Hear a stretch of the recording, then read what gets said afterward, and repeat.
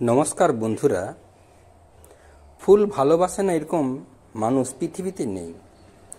এই ফুলের সৌন্দর্য যা আমাদের মনকে আপ্লুত করে তোলে। আসলে এই চন্দ্রমল্লিকার ফুল চাষের একটি গোপন কথা যা যিনারা চাষ করে থাকেন তাদের মধ্যেই সীমাবদ্ধ থেকে যায়। এগুলি হচ্ছে চন্দ্রমল্লিকার চারা, যা আশ্বিন মাসের প্রথমের দিকে লাগানো হয়ে থাকে। আর এর পরিচর্যা আমরা বিভিন্নভাবে করে থাকি। লাগানোর পর থেকে তার মাটি গোড়ায় দেওয়া, সার দেওয়া, জল দেওয়া, এবং আরও আশ্চর্য ব্যাপার যে এই গাছগুলোকে বড় করে তোলার জন্য রাত্রি আলোর ব্যবস্থা করা হয়। দেখুন, এই বাঁশে বাল্ব বাঁধা হয়ে আছে। কারণ কি? আসলে গাছ দিনের বেলা সূর্যের আলোতে খাবার তৈরি করে, আর রাত্রি করতে পারে না যেহেতু আলো থাকে না। তাই কৃত্রিমভাবে এর ব্যবস্থা গ্রহণ করা হয়েছে, অর্থাৎ রাত্রে আলো জ্বালিয়ে গাছগুলোকে আলো দেওয়া হয়, আর তাতেই গাছগুলো খাবার তৈরি করতে পারে আর গাছের গ্রোথ হয়। এইভাবে গাছগুলো ক্রমশ বড় হয়ে থাকে।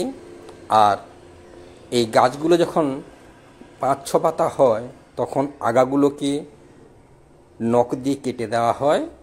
একে স্ক্রুনিং বলা হয়, কারণ গাছগুলো পর্বত থেকে যাতে আরও শাখা প্রশাখা বের হয় তার কারণেই এই ব্যবস্থা। গাছগুলোকে কন্টিনিউ 30 থেকে 35 দিন এইভাবে আলো দেওয়া হয়ে থাকে।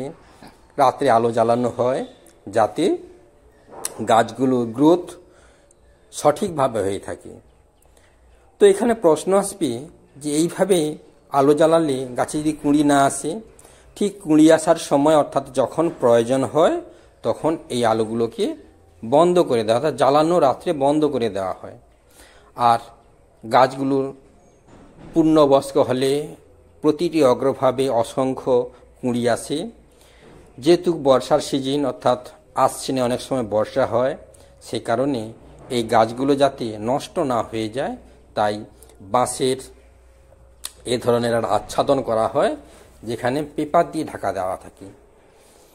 এই যে দেখুন, গাছগুলো ফাঙ্গাসাইড স্প্রে করা হয়ে আছে, কারণ কুয়াশা মাঝে মাঝে হতে শুরু হয়। সেই কুয়াশাতে এতে প্রচুর পরিমাণে ফাঙ্গাসের উপদ্রব হয়, যে কারণে গাছগুলোর গ্রোথ এবং বিভিন্ন ফাঙ্গাসের আক্রমণে গাছগুলো মারা যেতে থাকে। তার প্রতিষেধক হিসাবে এই সময় ফাঙ্গাসাইড স্প্রে করা হয়। আর হঠাৎ গরম পড়ে গেলে লাদা পোকা আসে, তার প্রতি